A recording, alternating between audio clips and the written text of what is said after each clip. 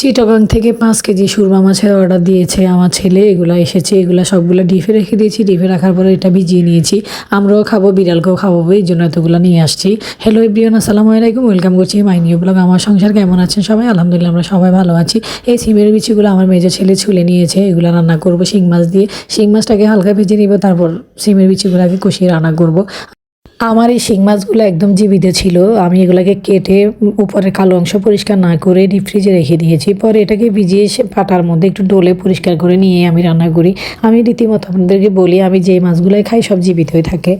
আর এই নদী সুরমা মাছটাকে টমেটো দিয়ে পেঁয়াজ দিয়ে দো পেঁয়াজা করবো আর মিষ্টি কুমড়া ভাজি করব। তো আসলে হাসপাতাল থেকে আসার পর থেকে আমি এত পরিমাণে অসুস্থ যে কথা বলার মতো সেই ব্রেনটাও আমার কাজ করছে না, কারণ আমার ব্রেনে প্রচণ্ড ব্যথা করতেছে আর পুরানা ঠান্ডায় জমে আছে।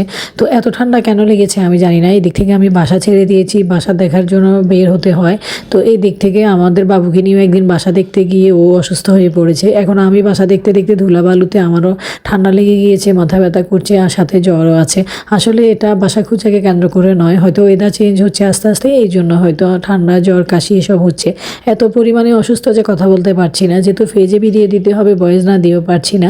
তো আমার ভিডিওগুলো সবাই দেখবেন, পাশে থাকবেন, কেমন হয় আমার ব্লগটা সেটাও বলবেন আর আমাকে অবশ্যই পাশে থেকে আগানোর সুযোগ করে দিবেন। তো এই তো আমি সিমের বিচিটা কষিয়ে রান্না করে কষানো হয়ে গিয়েছে। পরে টমেটো দিয়ে দিই, টমেটো দিয়ে আর একটু কষানোর পরে আমি এখানে ঝোল দিয়ে দিই। আর ঝোলটা দিয়ে একটু যখন গ্রেভি হয়ে শুকিয়ে আসবে তখন আমি নামিয়ে নিব। আর একটু রসুনের বাগারও দিয়ে নিব। রসুনের বাগারটা দিলে রান্নাটা খুবই টেস্ট হয়, ভালো হয়। তো যাই হোক, আর মিষ্টি কুমড়া ভাজবো। মিষ্টি কুমড়াটা একদম মানে কাঁচা ছিল না, একদম পাকা টকটকে ছিল। আর যখন ভাজি করে নিয়েছি তখন এটা খেতে অনেক মজা লেগেছে, মিষ্টি মিষ্টি টাইপের। আর আমি ঝাল থেকে মিষ্টি আইটেম খাবারগুলো বেশি পছন্দ করি। আমার কাছে মনে হয় যে ভাতের সাথে যে কোনো মিষ্টি আইটেম তরকারি দিয়ে খেতে আমার কেন যেন একটু ভালো লাগে। তো এই তো মিষ্টি কুমড়া ভাজিটাও বসিয়ে দিচ্ছি। মিষ্টি কুমড়া ভাজিটা বসানোর পরে বেশি সময় লাগবে না, হয়ে যাবে। আর যে সুরমা মাছটা বলেছি নদী, সেটা টমেটো দিয়ে রান্না করে খাওয়ার পরে দেখলাম ভালোই লাগে।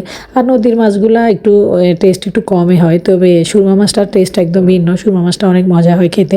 তো আমি সুরমা মাছ অনেকগুলো কেটে নিব, এখান থেকে নিয়ে আমি রান্না করব, সেটা অবশ্যই দেখবেন। আর বাকি কিছু মাছ আমি ফ্রিজে রাখবো, কিছু মাছ এখানে একটু নষ্ট আছে, থেতলানো আছে, ওগুলো বিড়ালের জন্য রেখে দিব।